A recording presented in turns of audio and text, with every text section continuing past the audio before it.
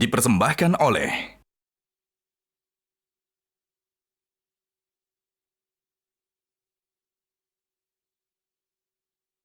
didukung oleh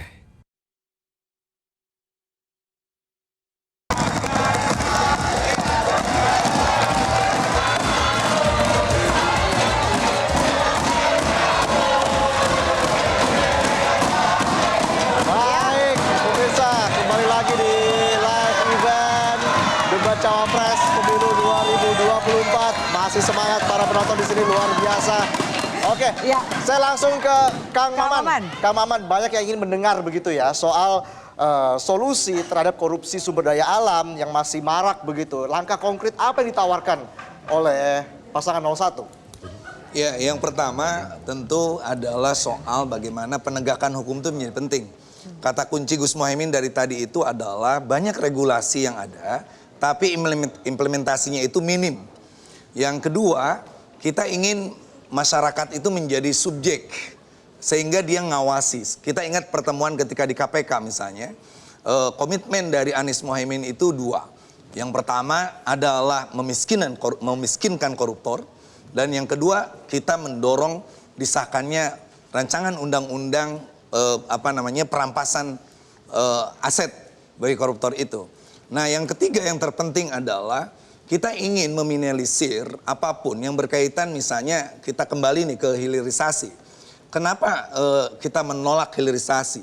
Itu karena ada eksploitasi yang berlebihan, ada pola manajemen yang ugal-ugalan, yang menjadikan nikel yang berlimpah itu kok harganya jadi mahal. Dan itu menjadikan perusahaan mobil dan baterai itu jadi melakukan shifting, kan, mengganti teknologi dari nikel kepada yang lebih murah. Ya. Nah, itulah yang sebenarnya dipikirkan oleh kita, Anies Muhaimin itu, bagaimana caranya. Saya setuju tadi Mas Haris misalnya, kenapa kita punya aset sumber daya alam yang banyak, tapi kok harus dieksploitasi habis-habisan, tidak sesuai dengan pasar. Itu kan hanya untuk memperkaya. Makanya ketika akhirnya yang dia hanya mensejahterakan segelintir orang, dia hanya membuat kaya beberapa orang, tetapi memiskinkan masyarakat dan meninggalkan apa yang disebut dengan musibah ekologis lah. Kalau tadi ada tobat ekologis, Ya. musibah ekologis, itu semua ini yang menjadi hal yang harus dikuatkan kembali Jika oleh menolak kita. hilirisasi, lalu apa solusinya? Ya tentu kita ingin membuat semua dengan kajian mana yang dibutuhkan, mana yang bisa kita pasarkan, mana yang dibutuhkan dalam negeri, sehingga tidak langsung semua dihilirisasi. Bahwa kita harus melakukan sinergi dengan beberapa pihak itu menjadi sangat penting. Ya. Jangan hanya dimonopoli, Oke. dihegemoni oleh sekelompok orang, apalagi demi pakai kalimat nasionalisme dan lain sebagainya. Oke, baik. Saya minta tanggapan. Oke, Sebelum nanti ke mbaknya, Ke Mbak Sarah. ini tapi penting. Waktu orang ngomong hilirisasi, tapi siapa yang menyeimbangkan data soal terminal untuk keperluan sendiri? Ada yang tahu nggak itu? TUKS. Ada 2.000 TUKS. Ya. Meskipun ada pihak bea cukai, ada keamanan di laut dan lain-lain. Kita pernah ada isu soal bertonton hasil bahan nikel itu keluar. ya. Jadi isu di KPK. Ya.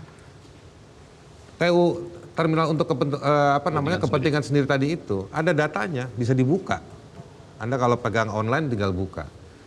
Jadi sebetulnya ada tata kelola yang sebetulnya gak dibahas, gak disadari, belum jadi percakapan yang luas di masyarakat. Tetapi itu sebetulnya sektor-sektor atau ruang-ruang kita merugi sebagai bangsa. Yang jauh dengan perdebatan-perdebatan yang tadi saya menyebutnya, kalau Anies Baswedan tadi bilangnya ini kita perdebatan konseptual. Saya mohon maaf, saya cuma bilang ini perdebatan daftar tema-tema dirangkai jadi satu kalimat yang tiga-tiganya hebat.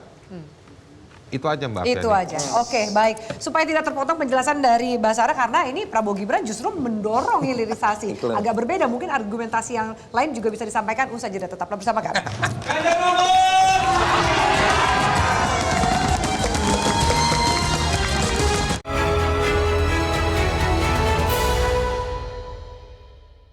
dipersembahkan oleh